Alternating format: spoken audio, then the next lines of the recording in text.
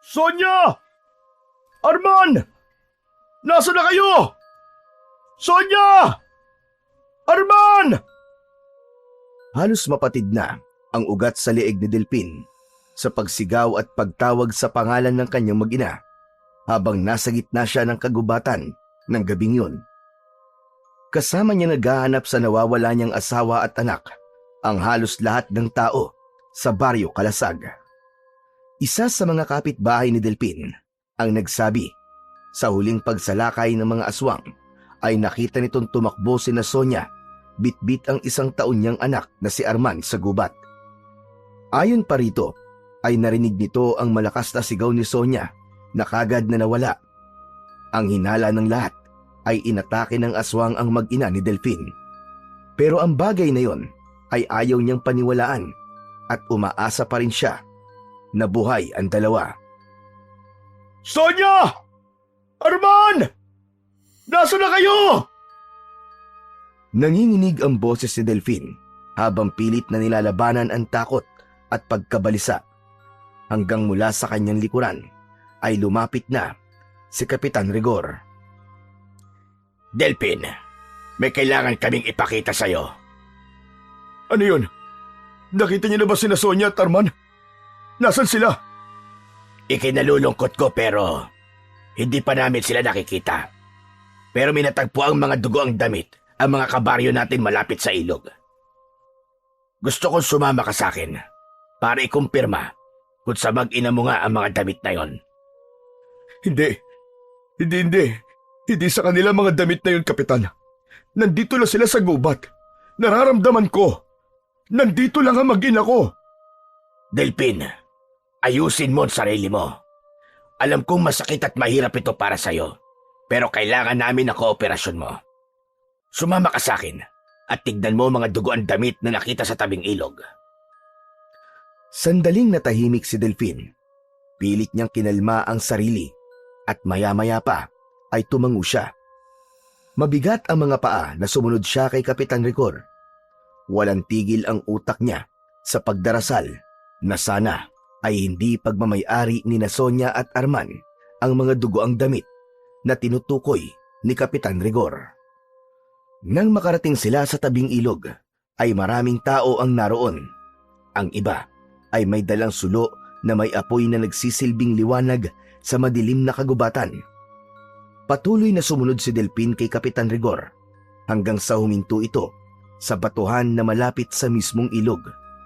Sumenyas ito sa isa sa mga tanod na may dalang lampara. Inilapit ng tanod ang lampara sa tabi ng batuan at doon ay nakita ni Delphin ang 2 piraso ng damit, isang bestida at isang t-shirt na pambata. Parehas na duguan ang mga damit na naroon. Nanlamig si Delphin. Bawat hakbang niya papalapit sa mga damit ay parang napakabigat. Nilapitan niya ang dugoang tela at nanginginig ang mga daliri nang hawakan niya ang mga yon. Kinilabutan si Delphin. Hindi siya maaaring magkamali. Sa mag-ina nga niya ang mga dugoang damit. Hindi ito maaari. Hindi patay ang mag-ina ko. Walang naglakas ng loob na magsalita. Kahit si Kapitan Rigor ay tahimik lang na nakatingin kay Delphin. Nangihinang napaluhod sa lupa si Delphin at halos mawalan ng malay sa bigat ng kanyang pakiramdam. Niyakap niya ang mga damit hanggang sa hindi na niya napigilan ang pagkawala ng mga luha niya. Pinakawalan ni Delphin ang malakas na pag-atungal. Ang dating matapang at walang kinatatakutan na si Delphin ay biglang nawala ng sandaling yon at nakita ng mga tao ang pagluluksa niya sa pagkawala ng kanyang mag-ina. Ilang araw na ang lumipas, simula na matagpuan ang dugoang damit ni Sonya at Arman sa gubat. Simula noon ay palagi nang nasa loob ng bahay niya si Delphin. Wala na siyang ganang kumain, wala siyang lakas na bumangon, at lalong wala na siyang nakikitang dahilan para ipagpatuloy pa ang buhay. Maya-maya ay nakarinig si Delphin ng yabag sa labas. Ilang sandali lang ay sinundan yon ng pagkatok sa kahoy na pinto ng bahay niya. Delphin! Delphin, ako to! Papasok na ako, ha! Hindi sumagot si Delphin kay Kapitan Rigor. Nakatitig lang siya sa kawalan at nakaupo sa isang sulok nang marahang bumukas ang pinto. Pumasok ang kapitan at umupo ito sa harapan niya. Anong ginagawa mo rito, Kapitan? Nagsabi sa akin ng mga kapitbahay mo na ilang araw ka na nilang hindi nakikitang lumalabas. Lahat kami nag-aalala sa iyo, Delphin. Binisita kita kasi gusto kitang kamustahin. Ikaw ba, Kapitan? Kapag nawalan ka ba ng mahal sa buhay ay may gana ka pang lumabas ng bahay mo? Naiintindihan kita, Delphin. Pero hindi ka maaaring magmukmuk na lang ng ganito dahil mas lalo ka malulunod sa kalungkutan. Wala na akong pakialam, Kapitan, kung malunod o mamatay man ako sa kalungkutan. Isa pa, nagpasya na ako. Aalis na ako rito sa Baryo Kalasag. Nakita ni Delphin ang labis na pagkabigla ni Kapitan Rigor sa kanyang sinabi. Delphin, anong sinasabi mo? Hindi ka maaaring umalis. Kailangan ka ng mga tao rito. Kailangan nila ako, Kapitan? O natatakot lang sila na mawalan na magtatanggol sa kanila? Magaan ang kalooban ko na aalis dito dahil sigurado ko na wala ng aswang na maglalakas ng loob na bumalik dito sa baryo natin. Sa dami ng aswang na napatay ko noong huling laban ko, sigurado ko nakakatakutan na ng mga aswang tong Baryo Kalasag. Alam kong mabigat ang pinagdaraanan mo, Delphin. Pero kung aalis ka, ano ang baryo natin? Sino ang poprotekta sa mga tao? Ilang taon na ako nakikipaglaban sa mga aswang, Kapitan. Hindi naman siguro kalabisan kung sarili ko naman ang uunahin ko. Isa pa, wala na akong dahilan para manatili rito. Kahit gusto kong ipagluksa mag-ina ko, wala naman ako mapagluluksaan. Hindi man lang natagpuan ang katawan nila. Kung mananatili ako rito, mababaliw lang ako kasi palagi ko silang maaalala. Bumigat ang katahimikan sa pagitan nila. Alam ni Kapitan Rigor na hindi nito basta mababago ang desisyon ni Delphin. Mula sa pagkakaupo ay tumayo ito at marahang tumango. Kung yan ang desisyon mo, wala na akong magagawa.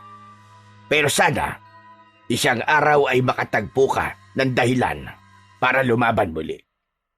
Paalam na, Delphin, at maraming salamat sa lahat. Hindi na sumagot si Delphin sa sinabi ni Kapitan Rigor. Tahimik niyang sinundan ng tingin ang papalabas na si Kapitan Rigor sa bahay niya hanggang sa tuluyang sumara ang pinto at muling lumukob ang katahimikan sa kanyang mundo. Kinagabihan ay sinimulan na ni Delphin ang plano niyang lisanin ang Baryo Kalasag. Inimpake niya ang ilang mga gamit at damit na alam niyang kakailanganin niya. Matapos yun, ay walang lingon-likod siyang lumabas ng bahay. Mabilis siyang naglakad palayo at tinahak ang madilim na daan patungo sa kagubatan. Makalipas ang ilang oras ng paglalakad, ay narating ni Delphin ang tuktok ng bundok. Sa ilalim ng malamlam na liwanag ng buwan, nakita niya ang isang lumang kubo na sira-sira at walang tao. Pumasok siya roon at inilapag ang bag sa isang sulok. Isang malalim na buntong hininga ang pinakawalan niya bago niya hinawakan ang kwintas na nakasabit sa kanyang leeg. Ang mutya ng kidlat. Hinubad yun ni Delphin at pinagmasdan. Isa yung maliit na piraso ng bato na kulay itim at pahaba ang hugis. Naalala ni Delphin ang araw na nakuha niya ang naturang mutya. Isang gabi ay iniligtas niya ang isang ermitanyo mula sa isang aswang. Bilang ganti ay ibinigay nito sa kanya ang mutya ng kidlat. Kilala ang mutyang yon bilang isa sa pinakamalakas na uri ng mutya. Simula noon, nagbago na ang buhay ni Delphin. Naging mas mabilis siya, mas malakas at walang kinatatakutan sa pakikipaglaban, lalo na pagdating sa mga aswang. Nang dahil sa mutya ng kidlat ay kinatatakutan na siya ng halos lahat ng uri ng mga aswang. Mabigat sa loob na binalot ni Delphine ang mutya sa isang pulang tela. Lumabas siya ng kubo at sa harapan nun ay naghukay siya gamit ang isang piraso ng sanga ng puno na nakita niya sa lupa. Nang maging sapat na ang lalim nun, ay inilagay niya ang pulang tela na kinalalagyan ng mutya sa hukay. Maraming salamat sa mga naging tulong mo sa akin. Pero hindi na kita kailangan.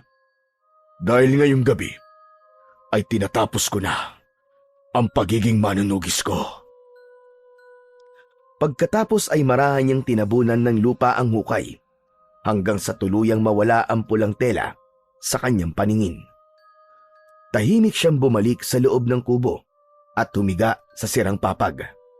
Sa kanyang isipan, bumalik ang mga alaala ng kanyang mag-ina, ang mga ngiti ni Sonia, ang masayahing tawa ni Arman.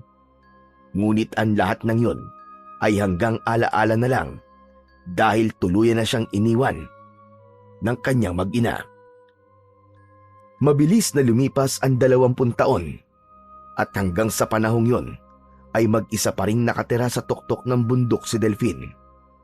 Bakas na sa kanyang muka ang bigat ng mga taong lumipas. Sa paligid ng kubo niya ay may mga taniman ng gulay. May talong, ampalaya, kamatis at iba pa na pinagkukunan niya ng pangtustos sa kanyang araw-araw na buhay. Sa loob ng 2 dekada, yun ang naging buhay niya. Magtatanim, mag-aani, bababa sa bayan para magbenta at agad na babalik sa bundok. Ayaw niyang makisalamuha ng matagal sa mga tao. Isang umaga, maagang bumaba ng bundok si Delphine habang pasan ang isang sako ng mga gulay na ititinda niya sa palengke.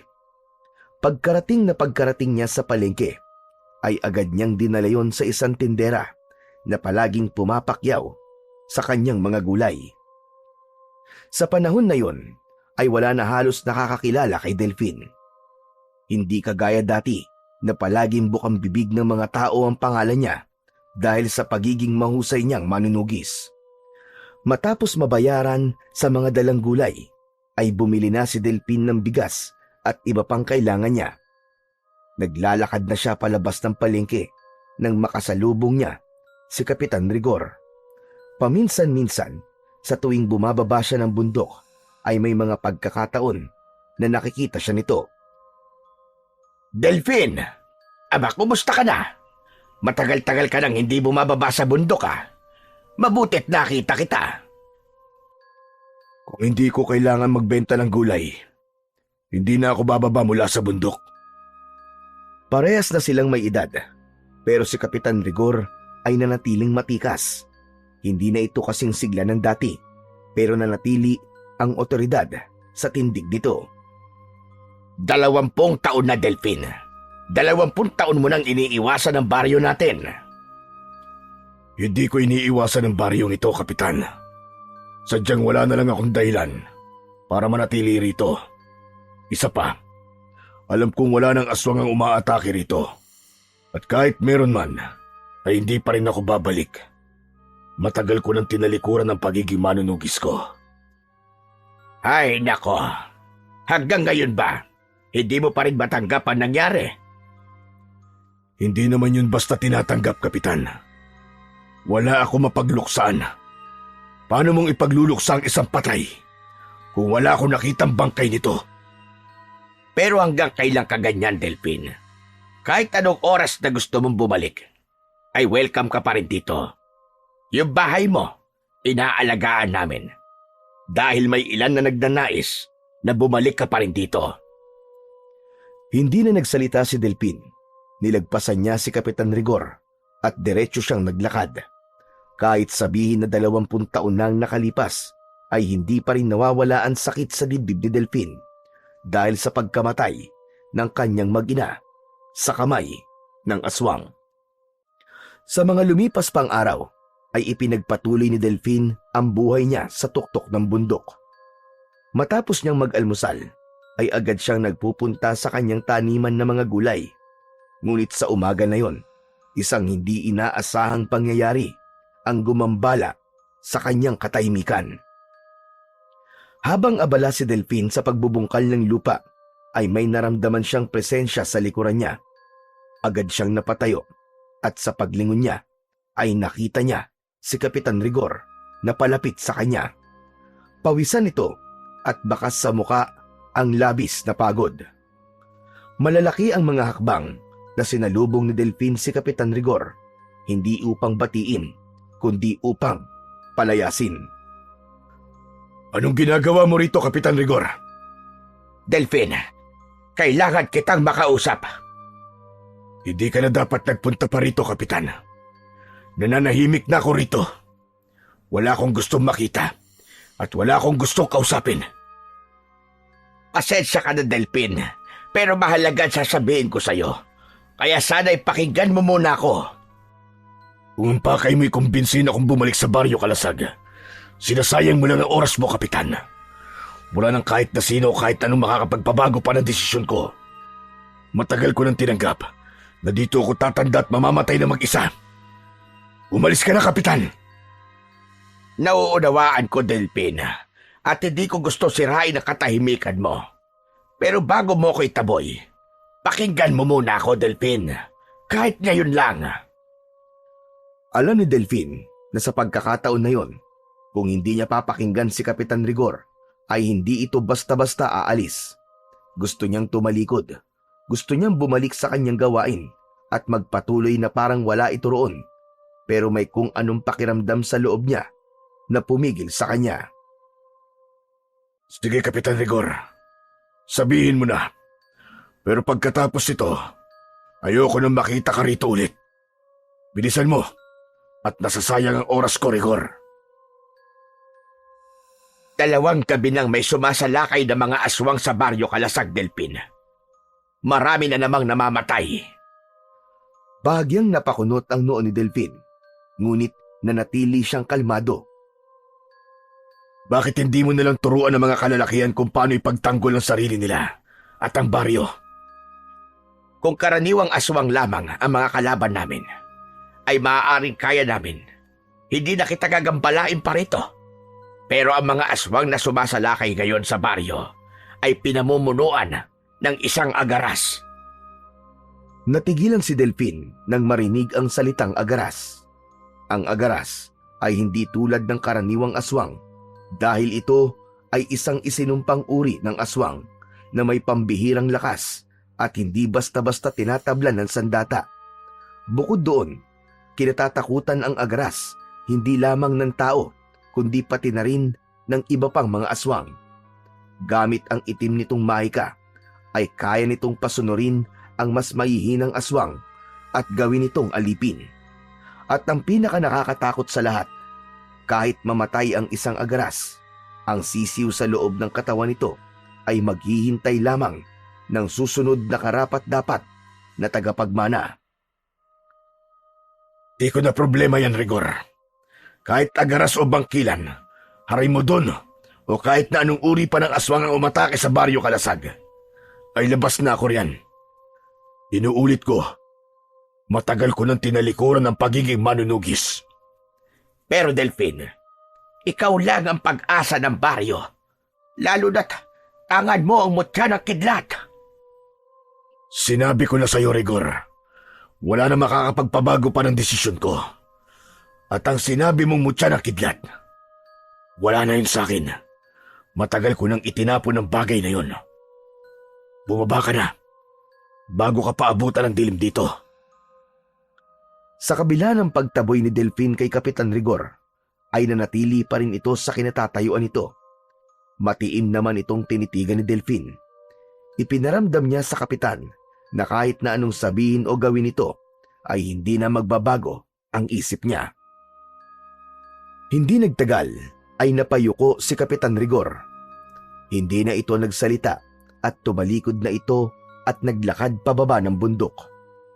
Nang tuluyan na itong nawala sa paningin niya, ay bumalik na siya sa kanyang ginagawa at inabala ang sarili upang mawala sa isipan niya ang mga sinabi ni Kapitan Rigor. Kinagabihan Habang nakahiga si Delphin sa papag, ay hindi niya magawang makatulog. Kahit na anong pilit niyang ipikit ang kanyang mga mata, hindi siya dinadalaw ng antok. Sa halip, naglalaro sa kanyang isipan ang mga sinabi ni Kapitan Rigor kanina. Muling bumalik sa kanyang alaala ang baryong minsan niyang ipinaglaban. Ilang taon rin niyang pinotektahan ang mga tao roon mula sa mga aswang.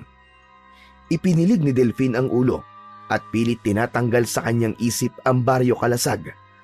Ngunit tila hindi kaya ng konsensya niya na alam niyang habang siya ay nakahiga roon at ligtas ay may mga taong sumisigaw, tumatakbo at namamatay dahil sa mga aswang. Napabalikwa si Delphin ng bangon. Mabilis siyang lumabas ng kubo at nagtungo siya sa lupa kung saan niya ibinaon noon ang mutya ng kidlat. Akmang huhukay na niya ang mutya gamit ang sarili niyang mga kamay nang bigla siyang natigilan hanggang sa mariin siyang umiling. Hindi ko na to kailangan gawin. Kung ano man ang nangyayari sa baryo Kalasag, labas na ako ron. At gagawin ko ang lahat upang protektahan ang kapayapaang meron ako rito sa bundok. Walang lingon-likod na bumalik si Delphin sa kanyang kubo.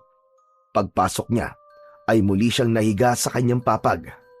Muli niyang ipinikit ang kanyang mga mata at pinilit ang sarili na matulog at alisin ang pag-usig ng kanyang konsensya. Maagang nagising si Delphin kinabukasan. Alam niyang labas na siya sa mga problema ng baryo Kalasag, ngunit hindi niya kayang itanggi ang bigat sa kanyang dibdib. Hindi siya mapakali sa kaisipang may mga inosenteng namamatay habang nananatili siyang ligtas sa bundok at walang ginagawa. Nagsuot si Delphin ng lumang sombrero bago siya bumaba ng bundok. Gusto niyang malaman ang tunay na kalagayan ng baryo Kalasag, ngunit hindi niya nais na may makakilala sa kanya o makita siya ni Kapitan Rigor. Nang makarating si Delphin sa baryo Kalasag, ay napansin niyang walang halos tao sa labas kahit umaga na. Ang dating masiglang mga kalye ay tahimik at walang batang naglalaro. May mga bahay na wasak at ilang bahagi ng lupa ay may mga natuyong dugo. Nagpatuloy si Delphin sa paglalakad at nang makarating siya sa plaza ay natigilan siya. Nakahanay roon ang mga bangkay. Alam niyang biktima ang mga yon na mga aswang. Isang matinding kirot ang naramdaman niya sa kanyang dibdib. Hanggang sa makita ni Delphin si Kapitan Rigor na naglalakad papalapit sa kanya. Nagulat siya dahil sa kabila ng pagtatago niya ng muka gamit ang sombrero ay nakita pa rin siya nito. Mabilis na tumalikod si Delphin at agad na naglakad palayo. Ngunit bago pa siya makalayo, mabilis siyang hinarangan ni Kapitan Rigor. Aba ang hinala ko. May pakialam ka pa rin sa baryo Kalasag, Delphin.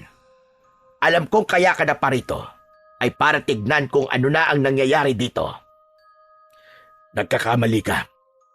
Galing ako sa palengke, Kapitan Rigor. Nagbenta ako ng gulay. Yun lang ang dahilan kung bakit ako nandito. Ganun ba? Pero nasa na sako mo, Delphin? Hindi ba dapat kung galing ka sa palengke at nagbenta ka ng gulay, ay dapat ay may dala kang sako na wala ng laman na mga gulay? Nanatili silang magkaharap. Si Delphin ay walang imik. Si Kapitan Rigor naman ay matiim na nakatingin sa kanya. Alam ni Delphin na mahihirapan siyang takasan si Kapitan Rigor sa pagkakataon na yon. Sigurado kung nakita mo nangyari sa baryo Kalasag. At sigurado rin akong alam mo na mas malala pa ang mangyayari sa mga susunod na araw kung walang magtatanggol sa mga tao. Kinokonsensya mo ba ako sa bagay na wala akong kinalaman at wala akong kontrol? Wala na akong pakialam sa lugar na ito. Ilang beses ko man dapat yun sabihin para maintindihan mo lang, Rigor? Kung talagang wala kang pakialam, Delphin, bakit ka bumaba ng bundok? Wala akong ibang iniisip kundi ang sarili kong kaligtasan. Doon na ako sa bundok nakatira. Wala na akong pakialam sa baryong ito. Kung hindi kita kilala, Maniniwala siguro ko sa mga sinasabi mo ngayon. Pero Delphine, kilalang kilala kita mula ulo hanggang paa. Alam kong namabagabag ka. Alam kong hindi mo kayang baliwalain ang mga nangyayari ngayon. Umangat ang isang kilay ni Delphine, ngunit hindi siya sumagot. Oras na para muling gamitin mo ang mutya ng kidlat. Ipakita mong ikaw pa rin ang pinakamalakas na manunugis sa lahat. Hindi na ako makikipag-usap sa iyo, Kapitan.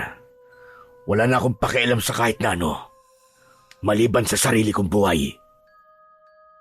Naglakad si Delphine at nilagpasan niya si Kapitan Rigor. Dire-diretso siyang naglakad at hindi na nag-abalang lumingon pa. Ngunit bago siya tuluyang makalayo, ay narinig niya ang sigaw ni Kapitan Rigor. Sana'y hindi pa uli ang lahat kapag nagbago ang isip mo, Delphine. At ito ang tandaan mo. Walang halaga ang buhay mo kung puro sarili mo lamang ang iyong iniisip. Tumiim ang bagang ni Delphine. Hindi siya tumigil sa paglalakad, ngunit sa bawat takbang niya papalayo, ay ramdam niyang may bumibigat sa loob niya. Isang gabi, maigpit na hawak ni Delphine ang itak habang nakaupo sa harap ng maliit na apoy sa labas ng kanyang kubo. Malamig ang simoy ng hangin sa bundok, pero hindi yun sapat para pahupain ang apoy na nagliliyab sa kanyang dibdib. Mula nang bumalik siya sa baryo, ay mas lalo siyang hindi mapakali. Pilit niyang sinasabi sa kanyang sarili na wala na siyang pakialam sa pag-atake ng mga aswang na agaras doon, pero hindi naman siya matahimik. Sa katahimikan ng gabi, nagbalik sa isipan ni Delphine ang mga bangkay na nakita niya sa plaza at ang mga tuyong dugo sa lupa, ang mga sirang bahay, ang tahimik na baryo na dati puno ng buhay. Napabuntong hininga siya at pilit pinigilan ang pagdaloy ng alaala sa kanyang isipan. Hindi, Delphine. Hindi mo na problema yon. At wala kang kinalaman doon. Hindi ka na manunugis, Delphine. Yan ang tatandaan mo. Matagal mo nang kinalimutan ang pagiging isang manunugis. Tumayo si Delphine at naglakad pabalik sa kanyang kubo. Isinarado niya ang pinto at tumiga sa papag at pilit na pumikit. Hindi niya hahayaan ang konsensya niya na higupin siyang muli sa buhay na matagal niya nang tinalikuran. Maagang bumangon si Delphine ng umagang yon upang simulan ang kanyang mga gawain. Ang una niyang ginawa ay ang magsibak ng kahoy sa harap ng kanyang kubo. Ngunit hindi nagtagal ay may narinig siyang mga yabag na papalapit. Mabilis niyang napagtanto kung sino yon. Bago pa niya ito lingunin, nakita niya si Kapitan Rigor na papalapit sa kanya at tuminto sa kanyang harapan. Alam ko kung bakit ka nandito, Kapitan. Pero sinasabi ko na sa iyo ngayon, hindi pa rin nagbabago ang isip ko at kahit kailan, hindi na magbabago. Tumigil ka na sa ilusyon mo na mapipilit mo kung bumalik sa pakikipaglaban ko sa mga aswang. Makinig ka muna sa akin, Delphine. Ikaw ang makinig sa akin, Kapitan. Kung gusto mo matalo ang mga aswang, pangunahan mong paglaban sa kanila. O kaya, maghanap ka ng ibang manunugis sa tutulong sa iyo at hindi yung ako ang inaabala mo. Sandali lang, Delphine. Wala ko rito para pilitan kang bumaba sa bundok at lumaban. Tanggap ko nang hindi kita mapipilit sa bagay na gusto kong gawin mo. Sandaling natigilan si Delphine at kumunot ang noo niya. Kung ganun, anong pakay mo sa akin, Kapitan? May isang binata sa baryo namin. Matapang siyang nakikipaglaban sa mga aswang. Nakita ko ang potensyal niya, Delphine. May angking galing siya at may likas na tapang. Pero alam kong hindi sapat yon. Gusto kong sumailalim siya sa pagsasanay mo. Naniniwala akong magiging mahusay siya na manunugis kung ikaw ang magtuturo sa kanya. Wala akong oras para maging guro. Mabilis na lumuhod si Kapitan Rigor sa harap ni Delphine. Delphine, kahit ito na lang ang itulong mo sa baryo Kalasag, hindi ko ito ginagawa para sa sarili ko, kundi para sa buong baryo. Hindi ko alam kung gaano pa namin kayang ipaglaban ang natitira sa amin. Kung hindi ikaw ang lalaban, hayaan mo man lang na ang susunod na henerasyon ay matutong lumaban sa mga aswang sa pamamagitan mo. Matagal na tinitigan ni Delfin si Kapitan Rigor. Kita niya ang sinseridad at desperasyon sa mga mata nito. Tumitig siya sa malayo bago siya muling nagsalita. Dalhin mo ang tinutukoy mong binata rito sa bundok. Pero tandaan mo, Kapitan, kung hindi siya papasa sa una kong pagsubok, hindi ko siya tuturuan. Agad na tumayo si Kapitan Rigor at halatang nabunutan ng tinik. Napangiti ito ng bahagya. Maraming salamat, Delfin. Hindi mo alam kung gaano ito kahalaga para sa amin. Aalis na ako at bukas ng umaga ay babalik ako kasama ng binatang tinutukoy ko.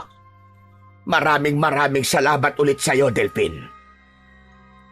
Pinanood lang ni Delfin ang kapitan habang paalis ito.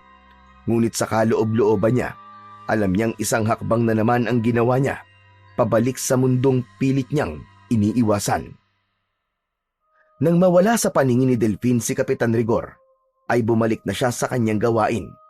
Ngunit hindi niya magawang sibakin ang kahoy na nasa harapan niya dahil hindi niya maalis sa isip niya ang naging usapan nila ni Kapitan Rigor at ang desisyong binitiwan niya. Kinuha niya muli ang kahoy na dapat niyang sibakin. Ngunit sa pagkakataong yun, hindi niya agad na ibaba ang itak. Hindi niya maalis sa isip ang naging usapan nila ng kapitan. Sa halip na gumaan ang loob niya, para bang lalo pang bumigat ang kanyang dibdib. Napakaraming taon na niyang pinaninindigan na wala na siyang pakialam sa Baryo Kalasag. Itinapon na niya ang responsibilidad na minsang nakaatang sa kanya bilang isang manunugis. Ngunit hindi niya maintindihan kung bakit niya tinanggap ang alok ni Kapitan Rigor na sanayin ang isang binata na maging kagaya niya. Gaya ng nakasanayan ay maagang nagising si Delfin kinabukasan. Matapos ihanda ang sarili ay lumabas siya at naupo sa mahabang upuan sa harap ng kanyang kubo. Hawak niya ang tasa ng isang mainit na kape. Humigop siya sa baso habang nakatingin sa asul na kalangitan. Ang tagal naman nila. Dapat nandito na sila. Nasa malalim siyang pag-iisip nang marinig niya ang kaluskos sa hindi kalayuan. Mula sa kakahuyan ay lumabas si Kapitan Rigor kasama ang isang binata. Matangkad ito, may matipunong pangangatawan at kita sa postura ang disiplina. Maitim ang buhok nitong may malalaking kulot. Matalim ang tingin at may sugat sa kanang pisngi na hindi pa ganap na naghihilom. Nakasuot ito ng itim na damit na walang manggas at isang lumang pantalon. Kahit paano, nakita ni Delfin ang isang bagay sa mga mata ng binata. Isang pagkauhaw sa laban. Isang diwa ng isang taong handang gawin ng lahat para sa isang adikain. Ngunit hindi sapat ang pakiramdam na yon para masabing karapat-dapat nga ito. Isang malaking ngiti ang pinakawalan ni Kapitan Rigor nang nasa harapan na ito ni Delfin. At hindi na nito nagawang makapagsalita ng mabilis nang damputin ni Delfin ang itak na nakapatong sa upuan. Mabilis na inatake ni Delfin ang binata. Akmang tatagain ni Delfin ang binata pero mabilis nitong naiwasan ang kanyang itak at mariin nitong hinawakan ang kanyang pulso. Pinilipit ng binata ang braso ni Delfin at pinigilan niya na mapasigaw sa labis na sakit. Dahil doon ay nabitiwan niya ang itak at bago pa man mahulog ang itak sa lupa ay mabilis yung sinalo ng binata at itinutok ang talim sa kanyang leeg. Nagtagpo ang kanilang mga mata. Kapwa matalim ang kanilang mga titig at walang kumurap sa kanila. Makalipas ang sandali ay pinakawalan na ng binata ang braso ni Delfin. Kasabay nun ay ang paglayo ng itak sa leeg niya. Hindi naman ipinakita ni Delfin ang sakit na naramdaman niya mula sa pagkakapilipit ng kanyang braso. Sa halip, tinitigan niya lang ng matalim ang binata. Doon na pagtanto ni Delfin na malakas ito at mabilis kumilos. Delfin, bakit mo naman inatake si Fidel? Siya ang binatang sinasabi kong dapat mo sanayin. Yung sinasabi kong pagsubok, ay nagawa niyang malampasan. Gusto niyo ba ng kape, Kapitan? Abay sige, tamang-tama. Dahil hindi pa kami nag-aalmusal. Tumalikod si Delfin at pumasok sa loob ng kanyang kubo upang ipagtimpla ng kape ang dalawa. Pagkasara ng pinto, sa kanya lang hinilot ang kanyang braso at napangiwi ng bahagya. Hindi niya inasahan na ganun kalakas ang binatang kasama ni Kapitan Rigor. Sa kabila ng sakit na dulot ng engkwentro nila kanina, may kakaibang sigla siyang naramdaman. Isang bagay na matagal niya nang hindi naramdaman mula nung iniwan niya ang pagiging isang manunugis. Matapos magtimpla ng kape, ay lumabas si Delfin ng kubo. Inabot niya sa dalawa ang kape na dala niya at muli siyang umupo sa mahabang upuan. Maraming salamat po. Ako po pala si Fidel. Marami na pong naikwento sa akin si Kapitan Rigor tungkol po sa inyo. Kung ganon, hindi ko na kailangan magpakilala sa'yo. Si Fidel ay ipinaampon sa akin ng isang matandang babae nung 18 taong gulang pa lang siya. Simula noon, Delfin, siya na ang naging kasambahay namin. Pero nung nagsimula ang pag-atake ng mga aswang sa baryo, ay isa siya sa mga nakipaglaban at may napansin ako sa kanya. Kakaiba ang paraan niya ng pakikipaglaban sa mga aswang. Walang takot, mabilis, at alam niya kung anong dapat niyang gawin. At alam mo ba, Delfin, nakikita ko sa kanya ang sarili mo nung kabataan mo. Isang saglit na katahimikan ang namayani. Tahimik na tinanggap ni Delfin ang sinabi ni Kapitan Rigor. Alam niyang malaki ang tiwala nito kay Fidel. Inilapag niya ang tasa ng kape sa kanyang tabi at tinitigan si Fidel ng diretso sa mata. Kung ganon, handa ka na ba talaga sumailalim sa pagsasanay ko, Fidel? Ipapaalala ko sa'yo na hindi biro ang gagawin natin pagsasanay. Mahirap. Nakakapagod. Handa po ko, Mang Delfin. Sa loob ng 1 linggo, sasailalim ka sa masinsinang pagsasanay. Baka pwede pong pabilisin po natin, Mang Delfin. Nauubusan na po tayo ng oras. Halos gabi-gabi nang sumasalakay ang mga aswang na agaras sa Baryo Kalasag. Titignan ko. Pero ito tandaan mo, hindi kita hayaang lumaban ng hindi ka paganap na handa. Mas mahirap kung mamadaliin natin at baka mapahamak ka lang sa bandang huli. Tumango si Fidel. Kahit halata sa mukha nito ang pag-aalalang baka tuluyang lamunin ng dilim ang Baryo Kalasag. Para mas madali para sa ating dalawa, dito ka natitira sa kubo ko habang nagsasanay ka. Naiintindihan ko po, Mang Delfin. Wala pong problema yun sa akin. Ako na ang bahalang magdala ng ilan sa mga gamit at damit ni Fidel. Kailangan niya maging komportable kahit papano. Tumayo si Kapitan Rigor at iniunat ang likod. Nilagok nito ang natitirang kape bago tumingin kay Delfin. Salamat, Delfin. Malaking bagay ang pagpayag mong sanayin si Fidel. Alam kong hindi man na gustong masangkot sa gulo ng Baryo Kalasag. Pero para sa Baryo Kalasag, napakahalaga ng ginagawa mo. Ginawa ko lang ito, Kapitan, para tigilan mo na ako sa kakapilit mo sa akin na bumalik sa pakikipaglaban ko sa mga aswang. At sana, kung sakaling maging mahusay na manunugi si Fidel, ay hayaan niyo na ako manahimik dito sa bundok. Patamang tumango si Kapitan Rigor bilang tugon. Inubos na ni Delfin ang kanyang kape na malamig na at alam niya na hindi na magiging gaya ng dati ang mga susunod na araw niya sa bundok. Makalipas ang ilang sandali ay nagpaalam na si Kapitan Rigor. Nang makaalis na ito ay bumaling si Delfin kay Fidel. Nakapamulsa siya at nakatitig sa binata. Magpahinga ka na muna. Bukas, sisimulan na natin ang pagsasanay.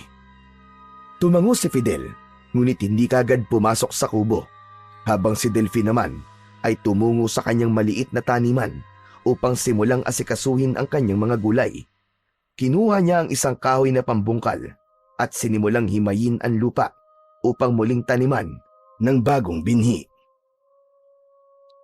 Habang abala siya, ay lumapit si Fidel at sumilip mula sa likuran niya. Gusto niyo bang tulungan ko po kayo? Wag na. Masanay akong mag-isa sa mga ganitong bagay. Sa halip na sumunod, yumuko si Fidel at kinuha ang isa pang pambungkal ng lupa. Sinimulan nitong tumulong sa pagbubungkal sa kabila ng pagtutol ni Delfin. Napatingin si Delfin kay Fidel at bahagyang napailing, ngunit hindi niya na ito pinigilan pa. Hinayaan na lang niya ito. Sandali silang nagtrabaho ng walang imikan bago muling nagsalita si Delfin. Totoo bang ampon ka ni Kapitan Rigor?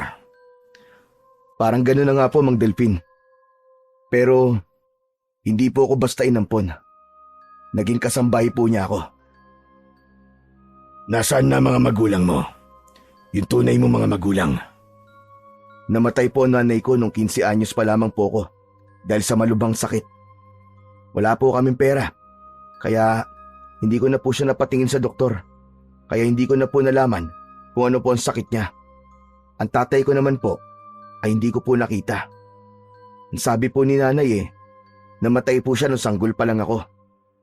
Nang mawala po si nanay, nakitira po ako sa isang matandang babae na kapitbahay namin sa Maynila. Pero nung hindi na po niya ako kayang buhayin, dinala po niya ako sa Baryo Kalasag. Taga rito raw po kasi siya. Ibinigay na lang po niya ako kay Kapitan Rigor. Hindi agad nakapagsalita si Delfin. Sa halip, tumangulang siya. Hindi niya lubos maisip na sa mura nitong edad ay napakarami na nitong pinagdaanan. Paano ka natutong lumaban sa mga aswang? Ang sabi sa akin ni Kapitan Rigor ay mahusay ka raw. Sa totoo lang po, Mang Delfin, hindi ko rin po alam. Nung una po silang sumalakay, parang bigla na lang po ako nagkaroon ng tapang na lumaban. Para po bang likas na po sa akin ang gawin yun? Ginamit ko lang po kung anong meron ako para ipagtanggol po mga tao sa Baryo Kalasag. Natahimik si Delfin at tinitigan lang si Fidel. Sa hindi niya maipaliwanag na dahilan, may kung anong pakiramdam na bumalot sa kanya. Parang may kung anong koneksyon siya sa binatang ito na para bang matagal na silang magkakilala. Kahit ngayon lang sila nagkasama. Nang sumunod na araw, madaling araw pa lamang ay nagising na si Delfin. Lumabas siya ng kubo at agad niyang napansin si Fidel na nakaupo sa isang lumang bangko sa labas. Malayo ang tingin nito at parang malalim ang iniisip. Lumapit siya rito at tumayo sa tabi nito. Ang aga mo namang nagising.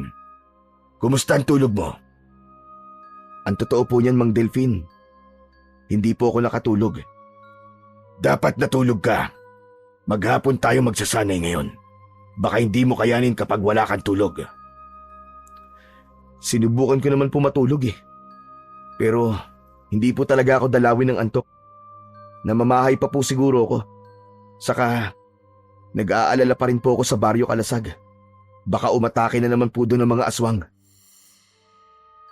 Bakit ba ganyan na lang ang pag-aalala mo sa Baryo Kalasag?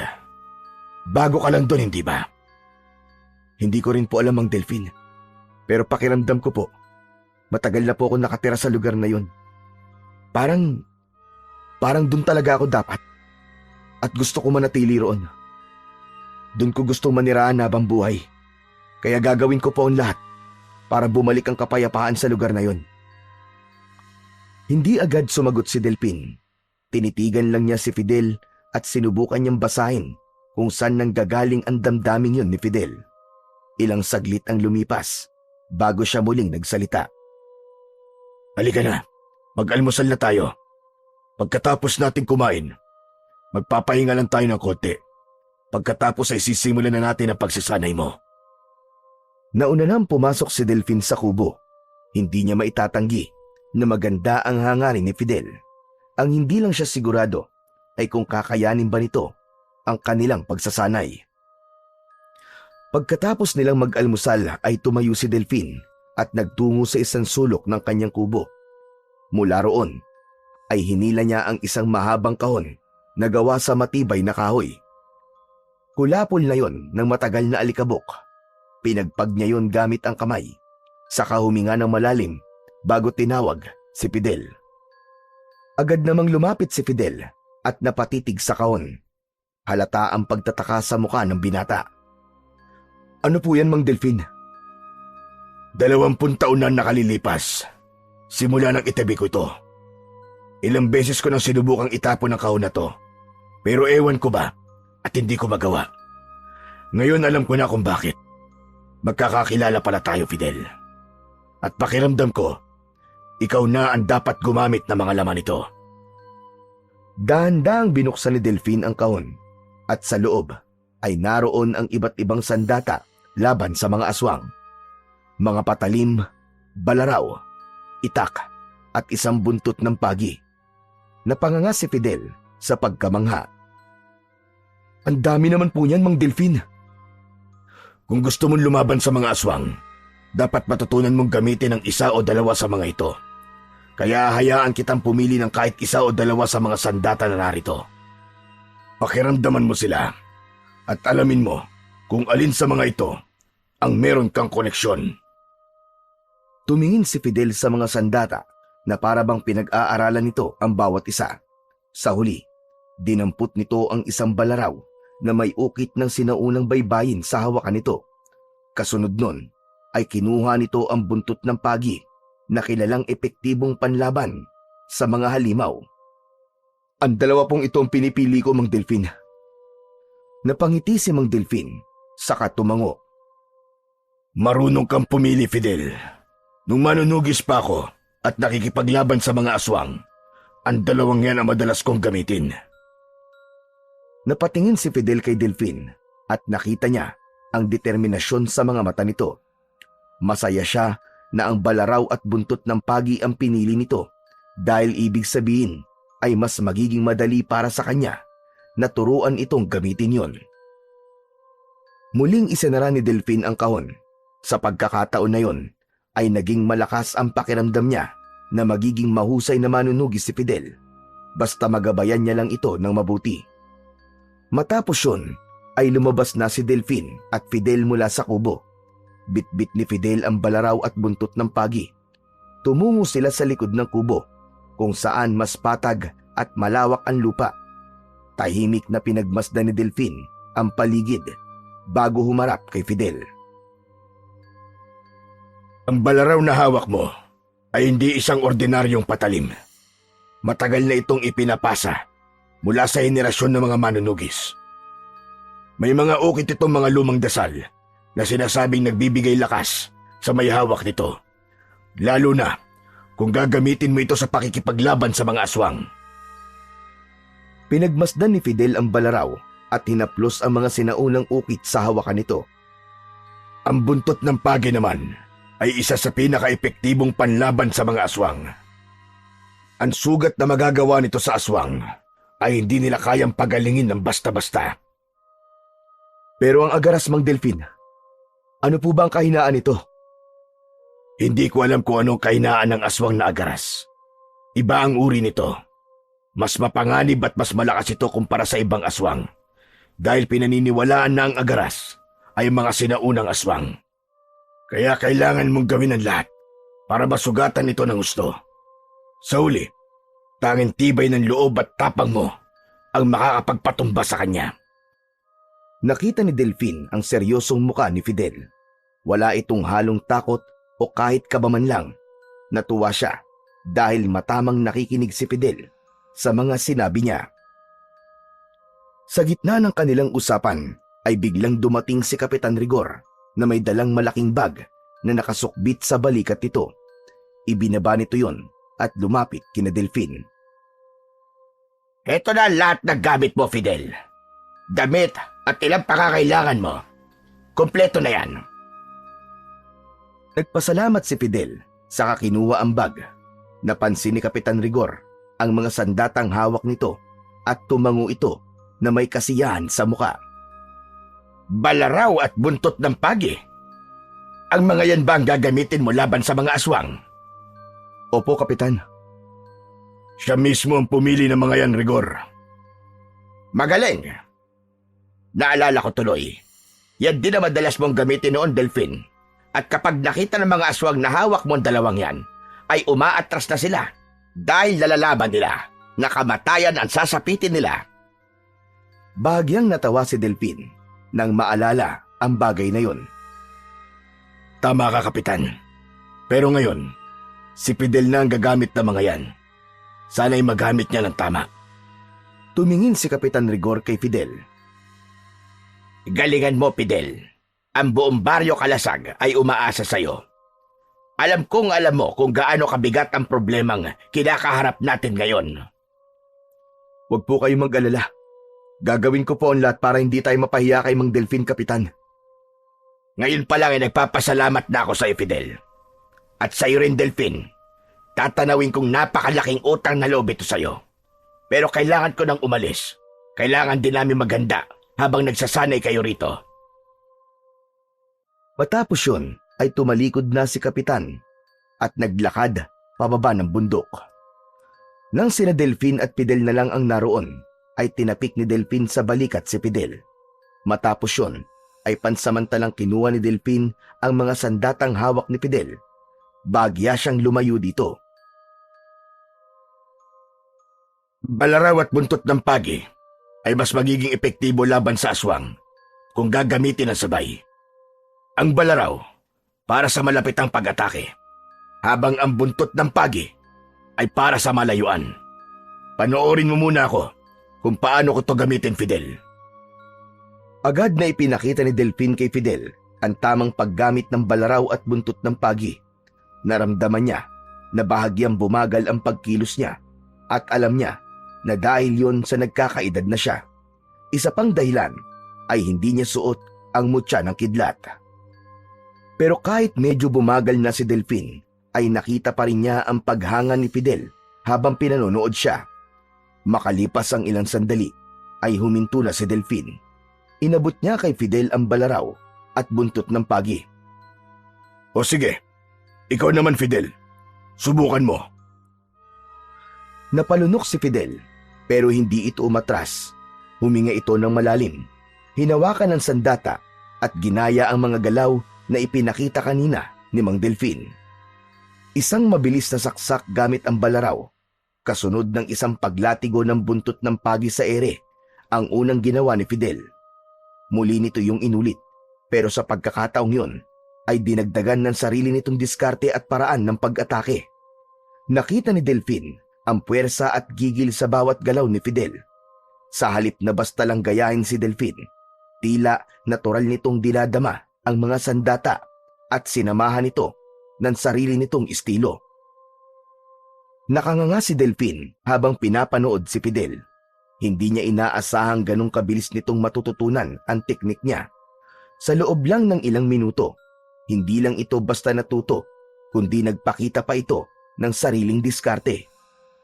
Naramdaman ni Delfin na tila likas na talaga kay Fidel ang pakikipaglaban na para bang galing ito sa lahi ng mga mandirigmang manunugis.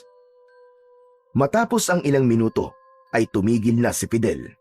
May kasiyahang nakapintas sa mukha nito at hindi man lang ito hinihingal. Lumapit si Delfin at tinapik ito sa balikat habang may paghangang nakaukit sa kanyang mukha. Hindi ako nagkamali sa pagtuturo sa iyo. At higit sa lahat, hindi nagkamali si Kapitan Rigor sa pagpili sa iyo bilang bagong tagapagtanggol ng Baryo Kalasag. Maraming salamat po, Mang Delfin. Isang malaking karangalan po na marinig mula sa inyo mga salitang yan. Ipagpatuloy mo lang ang ginagawa mo, Fidel, at darating ang panahon na baka malagpasan mo pa ang lakas at husay na meron ako. Napalunok si Fidel sa bigat na mga salitang yon ni Mang Delfin. Pero sinabi yun ni Delfin hindi para ma-pressure si Fidel, kundi upang mas lumaki pa ang tiwala nito sa kanyang sarili. Lumipas ang mga araw at araw-araw ay sumasailalim si Fidel sa matinding pagsasanay sa paggabay ni Mang Delfin.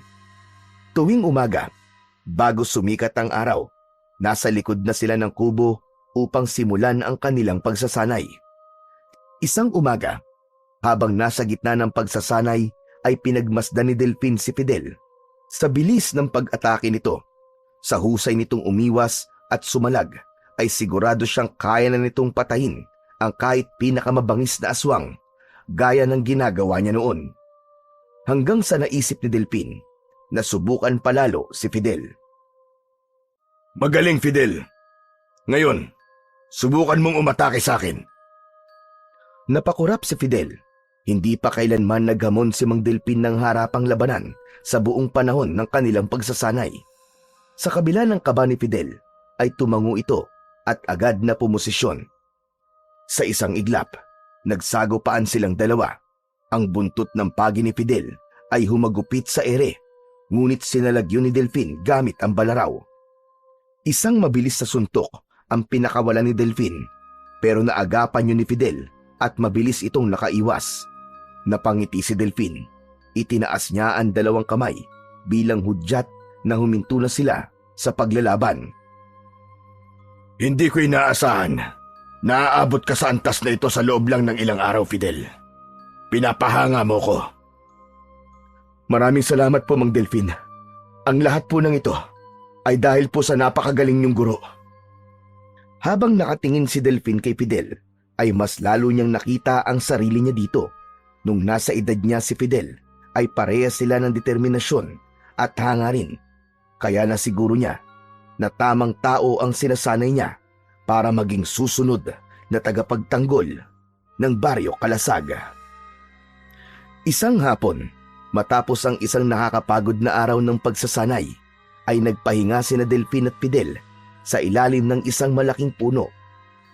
Ang malamig na simoy ng hangin ay nagbigay ng konting ginhawa sa kanilang pagod na katawan. Habang nakatanaw sa malayo si Delfin, si Fidel naman ay nakatitig sa kanya na tila may gustong itanong. Matagal na po kayong hindi lumalaban sa mga aswang, di ba? Sabi po ni Kapitan Rigor, 20 taon na simula nang tumigil kayo at dito na kayo sa bundok na nirahan. Bakit po pala kayo tumigil sa pagiging manunugis? Hindi ba sinabi ni Rigor sa iyo kung bakit? Hindi po. Siguro, naisip niya na kayo ang dapat magsabi sa akin ng bagay na yun. Kung yun po ay okay lang po sa inyo. Nanatiling nakatingin sa malayo si Delfin nang magsimula siyang magkwento kay Fidel. Pinatay ng aswang ang mag-ina ko at hindi ko na natagpuan ang mga katawan nila. Simula noon, nawala na ang gana kong lumaban. Alam ko na kahit ilang libong aswang pa mapatay ko, ay hindi na babalik ang mag-ina ko, Fidel. Kaya lumayo ako at iniwan ko ang Baryo Kalasag dahil naniniwala ako noon na kapag ginawa ko yun, ay mawawala ang sakit ng pagkawala nila. Pero nagkamali ako. Hindi pala sagot ang paglayo para mawala ang sakit. Kahit ilang taon na ako mag-isa dito sa bundok, hindi pa rin nawala ang sakit na nararamdaman ko. Kaya Fidel, gawin mo ang lahat para protektahan ang mga mahal mo sa buhay. Para hindi mo maranasan ang naranasan ko. Pangako po, Mang Delfin. Gagawin ko po ang lahat para maging kagaya nyo. Para maprotektahan ko ang mga taong mahalaga sa akin. Huwag mong naising maging kagaya ko, Fidel. Dahil meron kang sariling kapalaran at narito lang ako para gabayan ka. Alam mo, Fidel, habang pinanonood kita sa pagsasanay natin, ay nakikita ko na sa mabuting kamay ang Baryo Kalasag. Hindi ko inakala na isang dayo pa sa lugar na yon ang susunod na magiging tagapagtanggol ng Baryo Kalasag. Natawa si Fidel ng mahina, saka umiling. Kahit naman din po ako, Mang Delfin. Hindi ko rin po yun inakala. Pero, simula po na salakayin ng mga aswang ang Baryo Kalasag, ay nagkaroon na po ako ng kagustuhan na protektahan ito. Kaya malaking tulong po sa akin ang pagsasanay na ginagawa natin.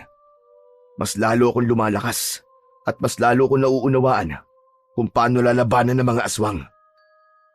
Napatingin si Delfin at tumango. May paghanga sa kanyang mga mata habang nakatingin kay Fidel. Sa tingin ko, ay oras na para malaman mo ang bagay na ito, Fidel.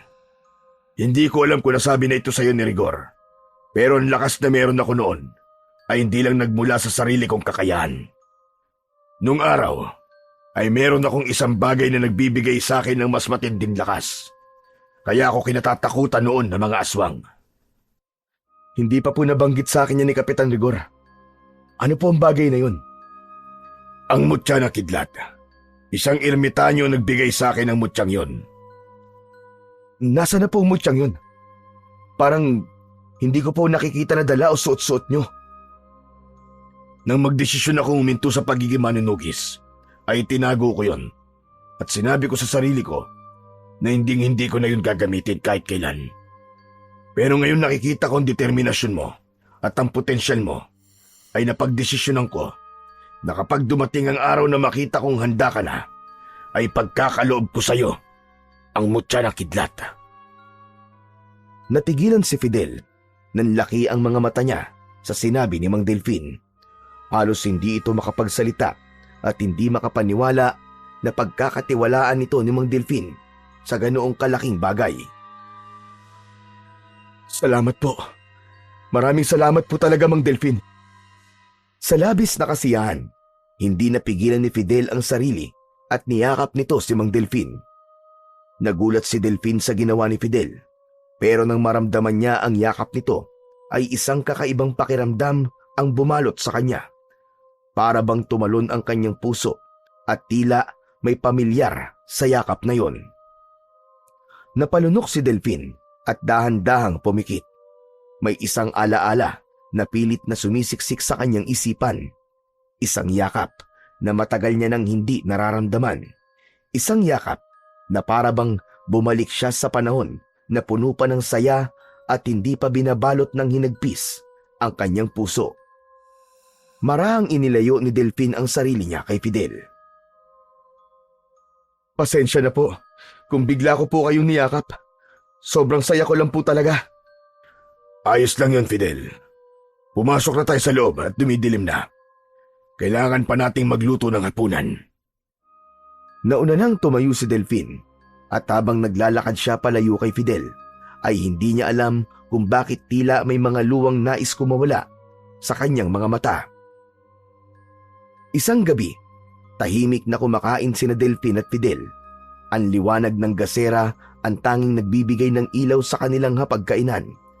Habang sa labas ay maririnig naman ang marahang ihip ng hangin at huni ng mga kuliglig.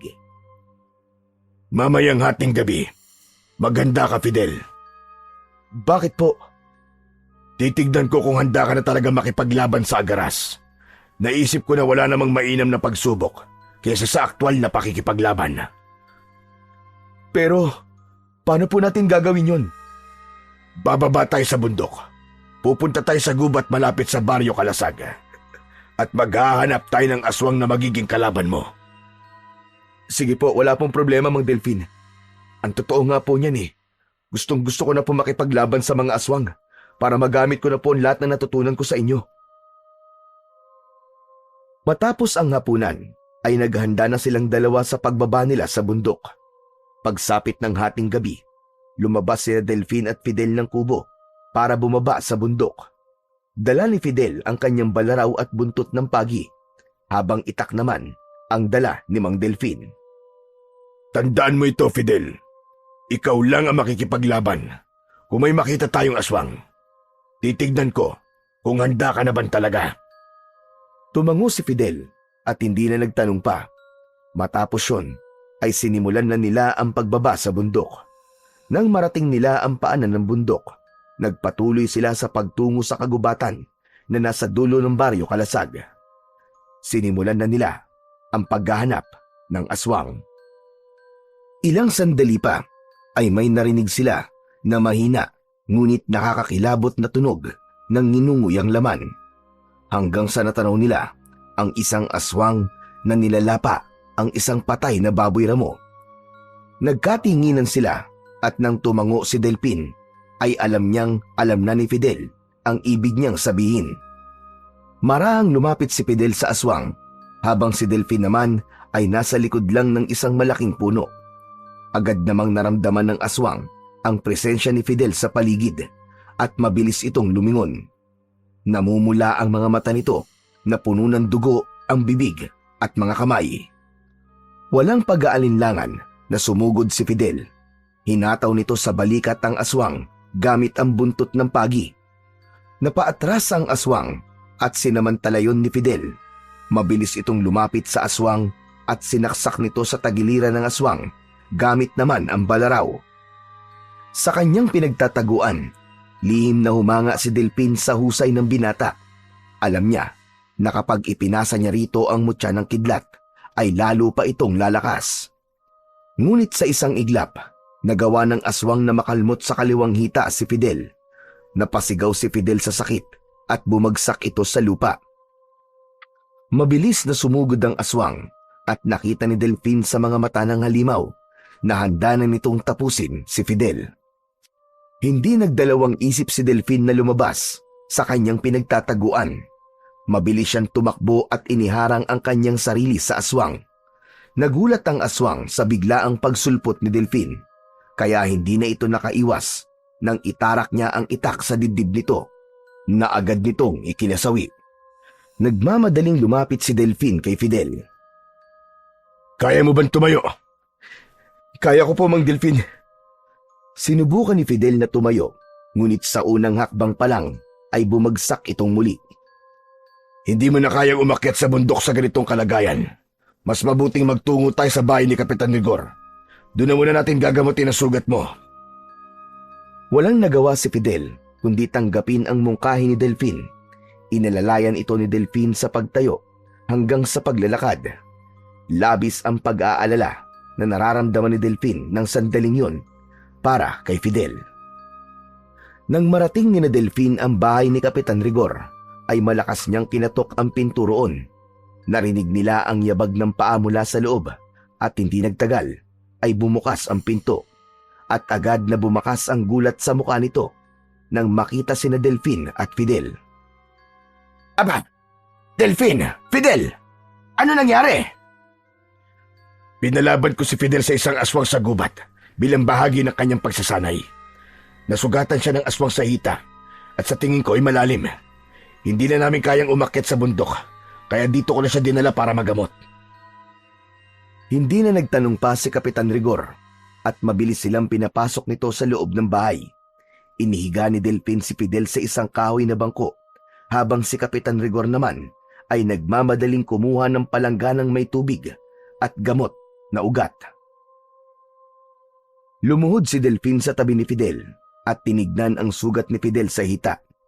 Labis siya nag-alala dahil bumubulwak ang dugo roon. Kailangan kong wasakin ang pantalon mo para makita natin na maayos ang sugat. Sige po, kayo na pong bahala, Mang Delfin. Kinuha ni Delfin ang balaraw at mabilis, ngunit maingat na hiniwa ang tela ng pantalon ni Fidel at doon niya nakita na malalim talaga ang sugat nito. Ngunit sandali lang na tumuon ang pansin ni Delfin sa sugat ni Fidel.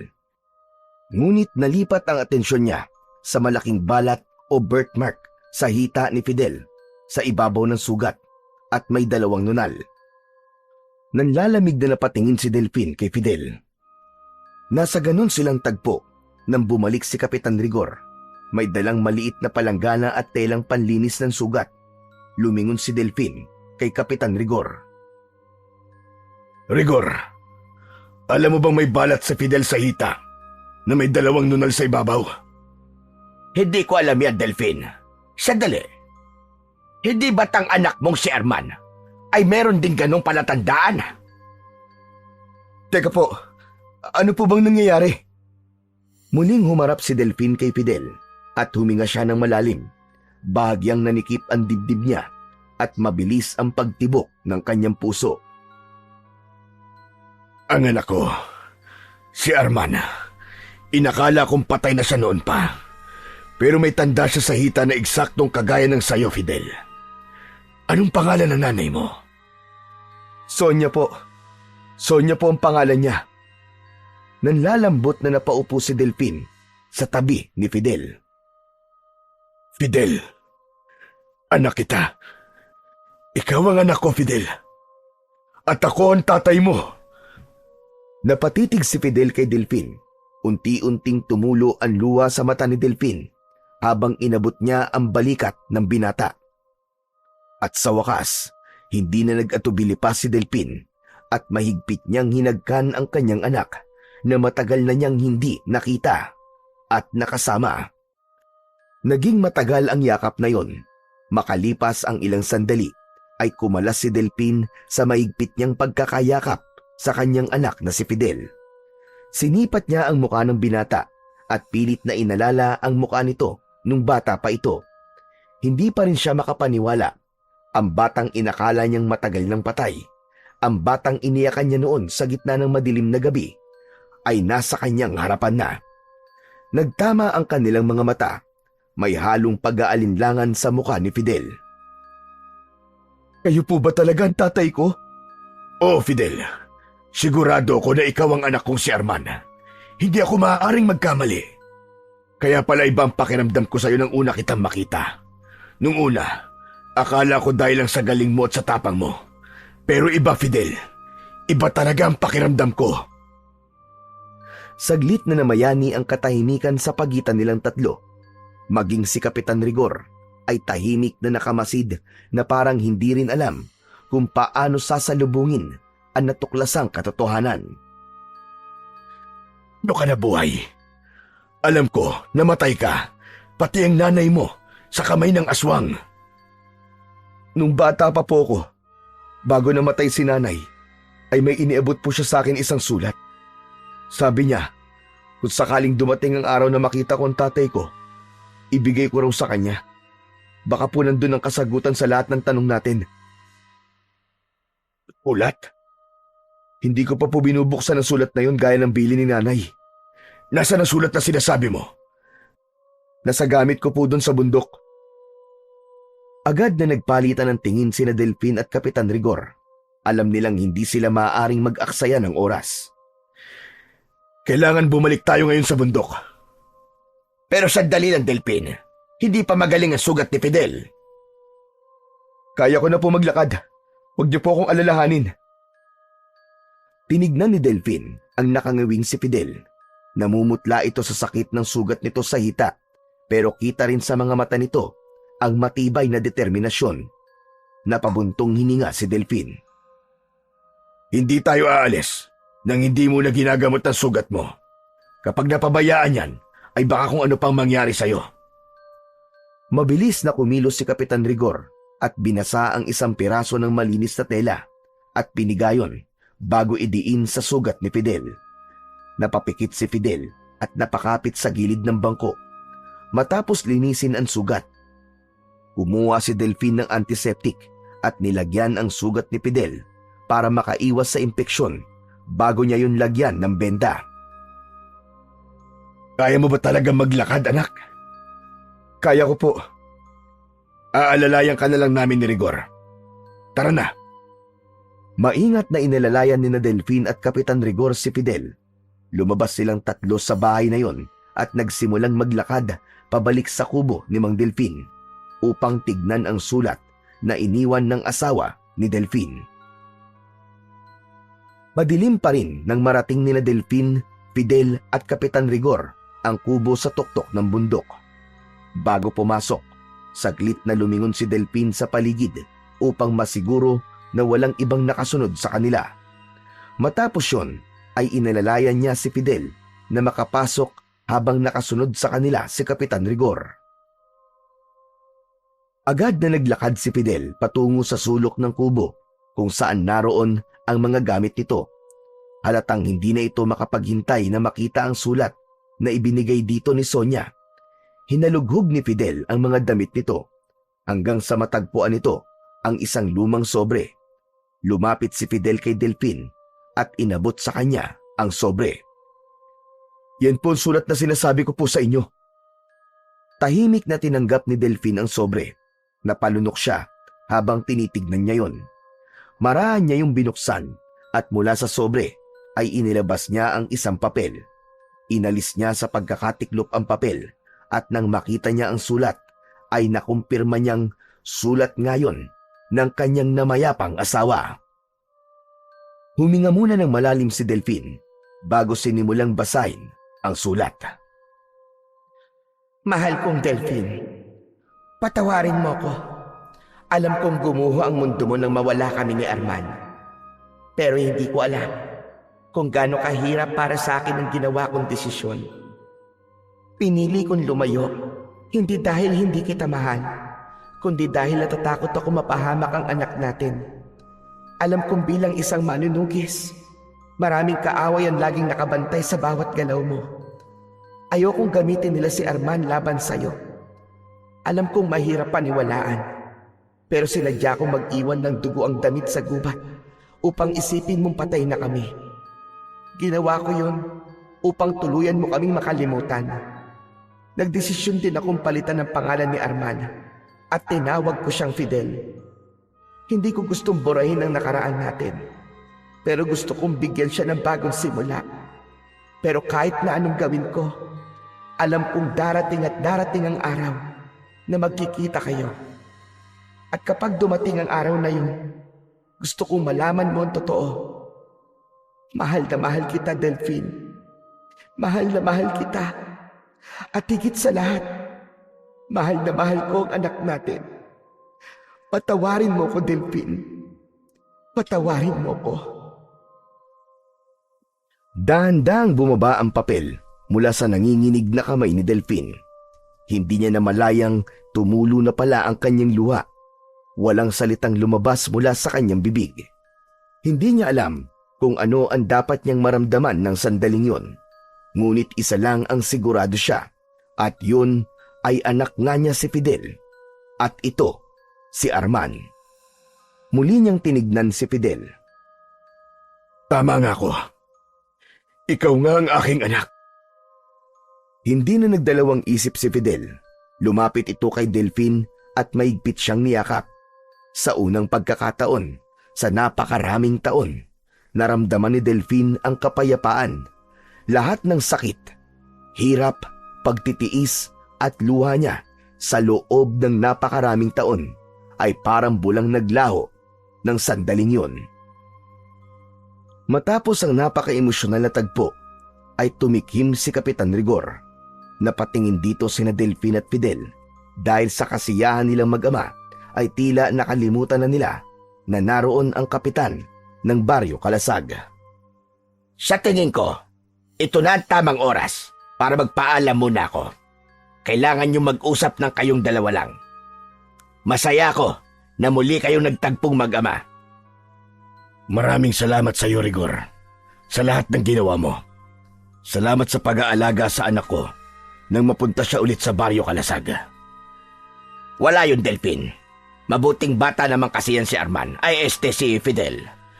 Sana sa pagkakataong ito, hindi na kayo magkahiwalay pa. Pagkatapos nun, ay tuluyan ng lumabas ng kubo si Kapitan Rigor at mag-isang naglakad pababa ng bundok. Nang maiwan ang dalawa sa kubo, ay muli silang nagkatinginan. Bakas sa mukha nila ang labis na kasiyahan. Hindi pa rin talaga ako makapaniwala. Nabuhay ka, Fidel.